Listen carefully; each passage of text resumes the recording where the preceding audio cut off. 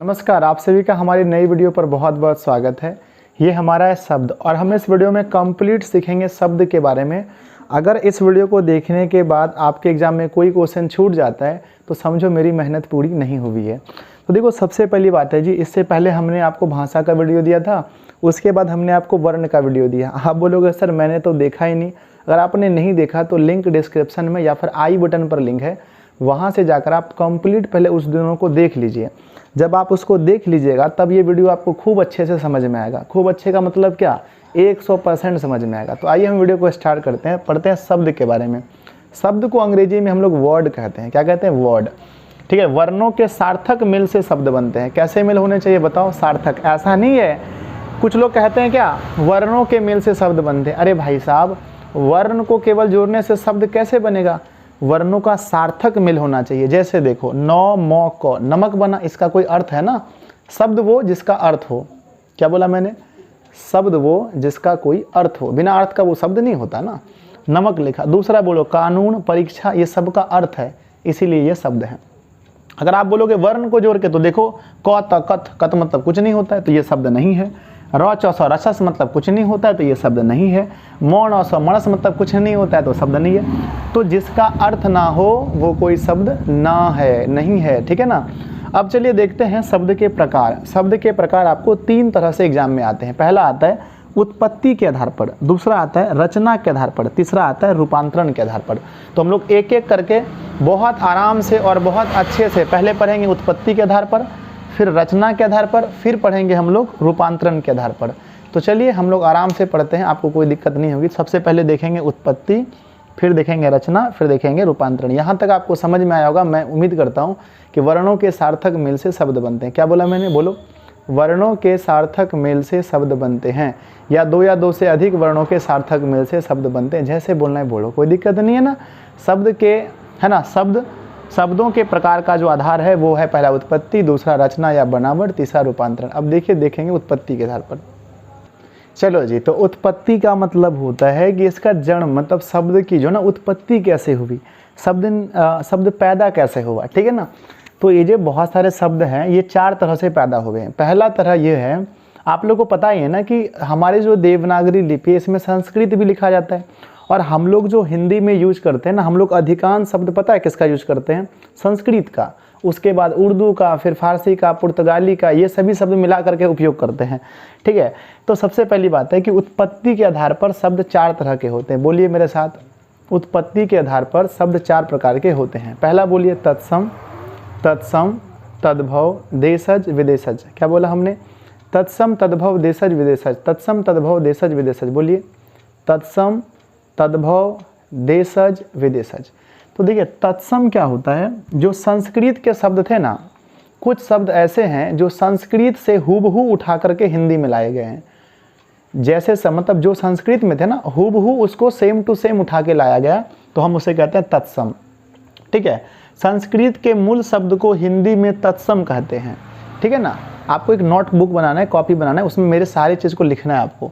तो संस्कृत के मूल शब्द जो संस्कृत में भी ऐसे ही प्रयोग होते हैं और हिंदी में भी ऐसे ही प्रयोग होते हैं, तो हम इसे कहते हैं तत्सम। जैसे देखिए, रिक्त, संस्कृत में भी रिक्त ऐसे ही लिखाता है और हिंदी में भी ऐसे लिखा। जैसे अग्नि है ना, अग्नि लिखा है ना, अग्नि पूरा गौ है, तो पूरा गौ है, या फिर हाफ, देखो हाफ दे दो, सॉरी है ना, हाफ दे सकते हो इसमें, लेकिन पूरा गौ होना चाहिए अग्नि। तो संस्कृत में भी ऐसे है यार, हिंदी में भी ऐसे है। खैर, इसको छोड़ा, थोड़ा सा डाउटफुल ये है। अगला आता है जगत, संस्कृत में भी ऐसे होता है, हिंदी में भी ऐसे होता है। अगला आता है छात्र, संस्कृत में भी छात्र ऐसे होता है, हिंदी में भी ऐसे होता है। तो आप कह सकते हो कि जो शब्द संस्कृत से बिना किसी बदलाव के हिंदी में लाए गए, उन शब्दों को तत्सम कहते हैं। क्या बोला, एक बार बोल सकते हो क्या आप? हाँ सर, क्यों नहीं बोलेंगे, बोलो तो। जो शब्द संस्कृत से बिना कुछ बदलाव किए हिंदी में लाए गए, उन शब्दों को तत्सम कहते हैं, या संस्कृत के मूल शब्दों को ही हिंदी में तत्सम कहते हैं। बहुत बढ़िया सर, समझ में आ गया। जैसे रिक्त, अग्नि, जगत, छात्र। आपके एग्जाम में ये लिखने के लिए थोड़ी ना आएगा, आपके एग्जाम में बस ये पूछेगा कि रिक्त ये हमारा कौन सा शब्द है, तो आंसर क्या बोलना? तत्सम। ज़्यादा देखो, ज़्यादा आपको प्रेशर नहीं लेना है, क्योंकि एग्जाम में बहुत कम क्वेश्चंस यहाँ से बनते हैं। अगर आप एक टीचर बनना चाहते हैं या फिर आप किसी बच्चों को पढ़ाना है, तब तो आप बढ़िया से दिमाग लगाओ। दूसरा आता है जी तद्भव। संस्कृत के बिगड़े रूप को हिंदी में तद्भव कहते हैं। समझ गए आप? यानी जो शब्द संस्कृत में जैसा है सेम टू सेम वैसा नहीं होना चाहिए। अगर कुछ उसमें चेंज करके उसको हिंदी में लाया गया है तो समझिए हम उसे तद्भव कहेंगे। जैसे देखो, है ना, जैसे हिंदी में होता है दुग्ध, क्या होता है दुग्ध, लेकिन संस्कृत में होता है दुग्ध, लेकिन हिंदी में लिखते हैं दूध, क्या लिखते हैं दूध, तो थोड़ा सा चेंज हो गया ना, तो हम इसे क्या बोलेंगे, हम इसे तद्भव शब्द कहेंगे। जैसे देखिए संस्कृत में होता है कुब्ज, क्या होता है कुब्ज, उसको थोड़ा सा चेंज करके हम लोग बोलते हैं कुबड़ा, क्या बोलते हैं कुबड़ा, ऐसे कुबड़ा बोलते हैं ना, तो कुबड़ा क्या हो गया, तद्भव हो गया। अरे शब्द तो संस्कृत का ही है लेकिन उसमें थोड़ा सा चेंज किया गया है, समझ गए। अब देखो एक होता है जी गांव, क्या होता है गांव, संस्कृत में उसे ग्राम में कहते हैं, क्या कहते हैं ग्राम, और थोड़ा सा चेंज करके हम उसे गांव कह देते हैं, समझ रहे मेरी बात को। तो ये हमारा क्या हुआ तद्भव। तो जो शब्द संस्कृत के लाए गए हुबहू जो उठाए गए वहाँ से हम उसे तत्सम कहते हैं, और जो थोड़ा सा चेंज करके लाया गया हम उसे तद्भव कहते हैं। तो दोनों चीज़ मेरे ख्याल से आप समझ गए होंगे, और नीचे दोनों तो समझने की जरूरत नहीं, इतनी आसान है। अगला आता है जी देशज, जिन शब्दों का जन्म अपने देश में हुआ हम उसे देशज कहते हैं, ठीक है। जिन शब्दों का जन्म अपने देश में हुआ हम उसे देशज कहेंगे, और जिन शब्दों का जन्म अपने देश से बाहर कहीं विदेश में हो गया, ठीक है ना, तो हम उसे क्या बोलेंगे, विदेशज कहेंगे, समझ गए। जिन शब्दों का जन्म अपने देश में हुआ हो हम उसे देशज कहते हैं, जिनका जन्म अपने देश में ना हुआ हो या फिर विदेश में हुआ हम उसे विदेशज कहते हैं। अपने देश में क्या हुआ, देखो हंसना मत तुम लोग, अपने देश में क्या हुआ, लोटा घर में होगा आप लोग का, मेरे पास है नहीं, मेरे पास गिलास है अभी, दिखा दें, लोटा, तो लोटा हो जाता है देशज में। पगड़ी, जैसे पगड़ी होता है ना, ये है ना, ये जो शब्द है पगड़ी, इसका जन्म अपने देश में हुआ है तो हम उसे देशज कहेंगे। चिड़िया, खिचड़ी चिड़िया, खिचड़ी, पगड़ी, पैंट, ये सब, पैंट नहीं यार, हम लोग मतलब क्या बोलते हैं, ये सब चीज़ क्या है देश में, है ना, जूता, ये सब क्या अपने देश में। और जिन शब्दों का जन्म विदेश में हुआ हम उसे विदेशज कहते हैं। जैसे साइकिल, साइकिल हुआ है कहाँ पर, विदेश में। दूसरा देखो डॉक्टर, डॉक्टर भी विदेश में हुआ है। जैसे बाल्टी, बाल्टी भी हम लोग का शब्द नहीं है, ये हमारे पुर्तगाल का शब्द है। फिर आलू भी हम लोग के यहाँ का शब्द नहीं है, ये मत समझना आलू हमारे यहाँ का शब्द नहीं है। रिक्शा, ये सभी मतलब विदेश के शब्द हैं। तो आपको ज़्यादा टेंशन नहीं लेना है। उत्पत्ति के आधार पर शब्द जो होते हैं ना वो 4 तरह के होते हैं, तत्सम, तद्भव, देशज, विदेशज, ठीक है ना। हमने अपने आराम से देखा। अब हम लोग देखेंगे बनावट या रचना के आधार पर, उसके बाद देखेंगे हम लोग किसके आधार पर, रूपांतरण के आधार पर। तो चलिए देखते हैं बनावट और रचना के आधार पर शब्द कितने तरह के होते हैं। हंसो मत यार तुम लोग। चलिए अब हम लोग देखते हैं जी व्युत्पत्ति, बनावट या रचना के आधार पर शब्द कितने तरह के होते हैं। इससे पहले हमने आपको क्या बताया, इससे पहले हमने आपको बताया कि उत्पत्ति के आधार पर 4 होते हैं, तत्सम, तद्भव, देशज, विदेशज। अब व्युत्पत्ति पूछे या बनावट पूछे या रचना पूछे, बात एक ही है, ठीक है ना। जैसे कि अगर पूछे आपके मैथ के टीचर कौन है तो आंसर होगा संजय सर, पूछे साइंस के टीचर कौन है तो हमारा ही नाम होगा। तो हम ये सब चीज़ आपको पढ़ा देते हैं, सब चीज़। तो यहाँ पर 3 हो। पहला देखो 3 प्रकार के होते हैं, यहाँ भी 3 है, यहाँ देखो 3, रूढ़ शब्द, यौगिक शब्द, योगरूढ़ शब्द। बोलो मेरे साथ, रूढ़ शब्द, यौगिक शब्द, योगरूढ़ शब्द, रूढ़ शब्द, यौगिक शब्द, योगरूढ़ शब्द। हो जाएगा, बोलो हाँ सर। रूढ़ शब्द, यौगिक शब्द, योगरूढ़ शब्द, ठीक है ना। रूढ़ शब्द क्या होता है, देखो जिन शब्द के खंड, है ना, जिन शब्द के खंडों का अलग अलग कोई अर्थ ना हो हम उसे रूढ़ कहते हैं। दुनिया में सारे शब्द को आप इकट्ठा कर लो, लाओ फटाफट, ला लिया, हाँ सर ला लिया। लाने के बाद उसको तोड़ो बीच से, क्या कर दो, तोड़ो। जैसे हमने तोड़ा घर, घर को तोड़ो, घ अलग और रो अलग। तो अब जब घ अलग हो गया, इसको पकड़ के अलग कर दो, घ अलग हो गया, रो अलग कर दो, रो अलग। तो क्या सिर्फ घ का कोई अर्थ रहा? हाँ सर, घ तो एक वर्णमाला है। वर्णमाला नहीं, घ क्या कोई शब्द है? नहीं है, तो इसका कोई अर्थ नहीं है। तो जिन शब्दों के खंडों का, जिन शब्द के खंड यानी उसको तोड़ देने पर उसका जो खंड आता है इसका कोई अर्थ ना निकले हम इसे रूढ़ शब्द कहते हैं। जैसे नमी, न को अलग कर दो, मी को अलग कर दो, कोई वैल्यू नहीं है उसका। कार में का को अलग कर दो, रो को अलग कर दो, का कोई शब्द नहीं होता है, का है ना। देखो ये एक मात्रा अन्य, ये हमारा एक संबंध सूचक जरूर है लेकिन ये कोई शब्द नहीं है। फिर हमारा अगला क्या लिखा है, स्थान। स्थान को भी तोड़ोगे तो इसकी कोई वैल्यू नहीं है। तो देखा कि हमने देखा जी कि रूढ़ शब्द वे होते हैं जिन शब्द के खंडों का अलग अलग कोई अर्थ नहीं होता, एक साथ रहने पर ही अर्थ होता है, हम उसे रूढ़ शब्द कहते हैं। समझ गए? यस सर समझ गए। दूसरा समझो, दूसरा नाम है जी योग, है ना। क्या लिखा है, यौगिक शब्द। क्या होता है यौगिक? आप लोगों ने केमिस्ट्री में पढ़ा होगा यौगिक कैसे होता है, अणु के मिलने से क्या बनता है, अणु के मिलने से यौगिक बनता है। लेकिन यहाँ पर देखो क्या लिखा है कि जिन शब्द के खंडों का अलग अलग अर्थ हो, जिन शब्द, है ना, जिन शब्द के खंडों का अलग अलग अर्थ हो हम उसे यौगिक कहते हैं। हम उसे क्या कहते हैं, यौगिक शब्द। ठीक है। अगर कोई ऐसा शब्द है जिसको बीच से तोड़ दिया, क्या कर दिया बोलो, बीच से तोड़ दिया, उसके बाद दोनों का कोई ना कोई मतलब निकलना चाहिए। अगर दोनों का कोई ना कोई अर्थ निकलता है, इसका मतलब वो हमारा यौगिक शब्द है। जैसे सर हिमालय, हिमालय को आप तोड़ दो, हिम जोर आलय, हिम का मतलब होता है पहाड़ी, क्या होता है, हिम का मतलब होता है बर्फ, है ना, हिम का मतलब होता है बर्फ, और आलय का मतलब होता है जहाँ पर वो रहता है। आलय मतलब घर बोलो, आश्रय बोलो, आशय बोलो, तो जहाँ पर, है ना, जहाँ पर बर्फ रहता है जमा होकर के, हम उसे हिमालय कहते हैं। दूसरा पाठशाला, पाठ को अलग कर दो, शाला, पाठ का मतलब होता है जो हम लोग पढ़ते हैं, शाला का मतलब होता है घर या फिर कहीं पर रहने का स्थान। अरे भाई साहब, अगला आप लोग देख सकते हैं क्या लिखा है, देवदूत, देव अलग हो जाएगा, दूत अलग। देव का मतलब होता है देवता, और दूत का मतलब जिसे देवता भेजता है हम उसे दूत कहते हैं।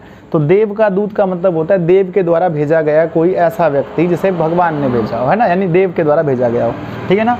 तो हमने देखा जी कि यौगिक शब्द, जिन शब्द के खंडों का अलग अलग अर्थ हो हम उसे कहते हैं यौगिक, और जिसका अलग अलग नहीं हो हम उसे कहते हैं रूढ़ शब्द। अब तीसरा आता है योग रूढ़ शब्द, ऐसे शब्द जो दो या दो से अधिक शब्दों के, ऐसे शब्द जो दो या दो से अधिक शब्दों के मूल से बना हो और जो सामान्य अर्थ को छोड़कर, उसको छोड़ो, ऊपर छोड़ो, यहाँ पर ध्यान दो, जो सामान्य अर्थ को छोड़कर विशेष अर्थ धारण कर ले हम उसे योग रूढ़ शब्द कहते हैं। क्या बोला हमने, जो अपने सामान्य अर्थ को छोड़ देगा और एक विशेष अर्थ ही धारण कर लेगा हम उसे योग रूढ़ कहते हैं। सर कैसे, बता दो। सबसे पहले चक्र पानी, क्या लिखा है, चक्र पानी। यहाँ पर दो शब्द देखो, एक है चक्र, एक है पानी। चक्र आप लोग पता है ना, भगवान विष्णु के हाथ में जो चक्र रहता है, कृष्ण भगवान के जो हाथ में चक्र रहता है। पानी का मतलब होता है हाथ, जिसके हाथ में चक्र हो हम उसे चक्र पानी कहते हैं, अर्थात भगवान कृष्ण बोलो या विष्णु बोलो। दूसरा लंबोदर, क्या लिखा है, लंब, लंबोदर। यहाँ दो शब्द है, एक है लंब, एक है उदर, उदर है, ठीक है ना, जिसके, है ना, जिसके उदर लंबा हो हम उसे कहते हैं लंबोदर। उदर का मतलब होता है पेट, जिसका पेट लंबा हो। गणेश जी को आप लोगों ने देखा होगा, उसका पेट लंबा होता है, इसीलिए हम उसे कहते हैं लंबोदर।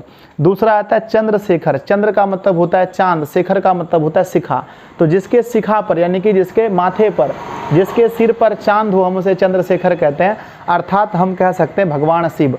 तो आपने क्या देखा, आपने देखा कि चक्र पानी कहने से मतलब है विष्णु भगवान। तो चक्र पानी एक विशेष अर्थ है ना विष्णु भगवान का। दूसरा देखो लंबोदर एक विशेष अर्थ है गणेश जी। तीसरा देखो चंद्रशेखर एक विशेष अर्थ है शिव जी। तो आप कह सकते हो जी, आराम से समझो कि जो है ना, जिन शब्द के खंड को अलग अलग करने पर कोई अर्थ ना निकले हम उसे कहते हैं रूढ़ शब्द। जिन शब्द को अलग अलग करने से उसका अर्थ निकल जाए हम उसे कहते हैं यौगिक शब्द, और जिन शब्द का कोई विशेष अर्थ निकल जाए हम उसे कहते हैं योग रूढ़ शब्द। आई होप आप लोग समझ गए होंगे, आप स्क्रीनशॉट ले लीजिए, ठीक है, और आप इसे नोटबुक में लिख करके आप एक फेयर कॉपी बना सकते हैं, ठीक है ना। इसके बाद हमारा होगा जी किसके आधार पर, है ना, अब होगा हमारा रूपांतरण के आधार पर। चलिए अब लोग समझते हैं कि रूपांतरण के आधार पर शब्द कितने प्रकार के होते हैं, ठीक है ना। अब छोटा सा ही बचा है थोड़ा सा पार्ट, है ना। अब हम लोग देखेंगे जी किसके आधार पर, रूपांतरण के आधार पर शब्द के भेद। देखो रूपांतरण को हम ये भी बोल सकते हैं ना, रूप परिवर्तन के आधार पर। देखो कुछ शब्द ऐसे होते हैं ना जिसके रूप बदल जाते हैं, और कुछ शब्द ऐसे होते हैं जिसके रूप नहीं बदलते। तो रूपांतरण के आधार पर शब्द के भेद, देखो दो तरह के भेद है ना होते हैं। पहला होता है विकारी, दूसरा होता है अविकारी। क्या बोला हमने, पहला होता है विकारी शब्द, दूसरा होता है अविकारी। सर इसके पहले आपने पहला पढ़ाया, उत्पत्ति के आधार पर शब्द चार तरह के होते हैं, तत्सम, तद्भव, देशज, विदेशज। फिर आपने पढ़ाया सर व्युत्पत्ति, रचना या बनावट के आधार पर शब्द तीन तरह के होते हैं। कौन कौन सा बोलो, रूढ़ शब्द, यौगिक शब्द, योग रूढ़ शब्द। अब सर आप पढ़ा रहे हैं कि रूपांतरण के आधार पर शब्द के भेद। तो देखिए रूपांतरण के आधार पर शब्द जो होते हैं वो दो तरह के होते हैं, पहला होता है विकारी, दूसरा होता है अविकारी। रूपांतरण का मतलब समझते हैं आप, रूप का परिवर्तन, रूप में परिवर्तन या रूप का परिवर्तन। समझिए जिन शब्दों के रूप लिंग, वचन और पुरुष के अनुसार, किसके अनुसार, ध्यान से देखिए, लिंग, वचन और पुरुष के अनुसार बदलते हैं उन्हें विकारी कहते हैं। यानी जिसका रूप चेंज हो सकता है उसे कहते हैं विकारी, ठीक है ना। ये चार तरह के होते हैं, संज्ञा, सर्वनाम, क्रिया, विशेषण। बोलो संज्ञा, सर्वनाम, क्रिया, विशेषण, या ऐसे बोलो संज्ञा, सर्वनाम, विशेषण, क्रिया। विशेषण, क्रिया ये शब्द चेंज हो जाते हैं। जैसे संज्ञा भी है ना, तो ये पर स्त्रीलिंग पुल्लिंग में ये चेंज हो जाता है।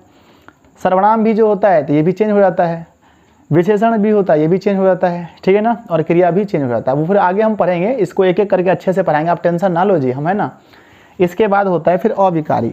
जीर्ण शब्दों के लिंग, जीर्ण शब्दों के रूप, जीर्ण शब्दों के रूप किसके अनुसार, लिंग, वचन और पुरुष के अनुसार नहीं बदलते हैं, हम उसे अविकारी कहते हैं। जो चेंज नहीं होगा आपका, जैसे देखिए है ना, ये भी 4 प्रकार है ना, ये भी 4 तरह के होते हैं। पहला बोलिए क्रिया विशेषण, दूसरा संबंध, तीसरा विस्मयादि और चौथा समुच्चयवाचक। क्या होता है समुच्चयवाचक। तो हमने देखा कि जिन शब्दों के रूप लिंग, वचन और पुरुष के अनुसार बदलते हों, हम उसे विकारी कहते हैं, और जिन शब्दों के रूप लिंग, पुरुष, वचन के अनुसार नहीं बदलते हों, हम उसे अविकारी कहते हैं। एग्जाम में आपको डायरेक्ट पूछा जाएगा क्वेश्चन कि रूपांतरण के आधार पर कितने प्रकार के शब्द होते हैं, आंसर मारना 2, विकारी, अविकारी। फिर पूछा जाएगा विकारी शब्द कितने प्रकार के होते हैं, बोलना 4, संज्ञा, सर्वनाम, विशेषण, क्रिया। पूछा जाएगा अविकारी शब्द कितने होते हैं, 4। पहला बोलेंगे हम लोग क्या होता है, हमारा होता है क्रिया विशेषण, संबंध, विस्मयादि और समुच्चय। ठीक है ना। अगर पूछेगा कि निम्नलिखित में से कौन विकारी शब्द है, तो ऑप्शन आप लोग देख लीजिएगा। विकारी में 4 ठो रहता है, संज्ञा रहेगा या तो सर्वनाम, या तो विशेषण, या तो क्रिया। पूछेगा निम्नलिखित में से कौन अविकारी है, तो नीचे वाला देख लीजिएगा। ठीक है। तो मैं उम्मीद करता हूँ कि आपको शब्द में कोई दिक्कत नहीं हुआ होगा और आप लोग आराम से पढ़ लीजिए, आपके एग्जाम में कोई भी क्वेश्चन नहीं छूटेगा। अगली जो वीडियो होगी, अब हम उसके अलग अलग करके संज्ञा पढ़ेंगे, फिर सर्वनाम करके पढ़ेंगे। तो अगली वीडियो हमारी संज्ञा पर होगी। आप लोग बहुत अच्छे से देखिए। इससे पहली वाली वीडियोज़ हमने वर्ण पर, और उसके पहले हमने भाषा पर दिया है, उसके पहले हमने सिलेबस पर दिया है। तो सबका एक प्लेलिस्ट एकदम शेड्यूल वे में है, आप जाके देखिए बिना किसी मतलब क्या है कि इसमें कमेंट भी फालतू हम नहीं पढ़ते हैं किसी का, तो मज़ा आता होगा पढ़ने में। ठीक है, मिलते हैं अगली वीडियो में। तब तक के लिए आप पढ़ते रहिए, मुस्कुराते रहिए और एग्ज़ाम के लिए अच्छा कीजिए। जय हिंद।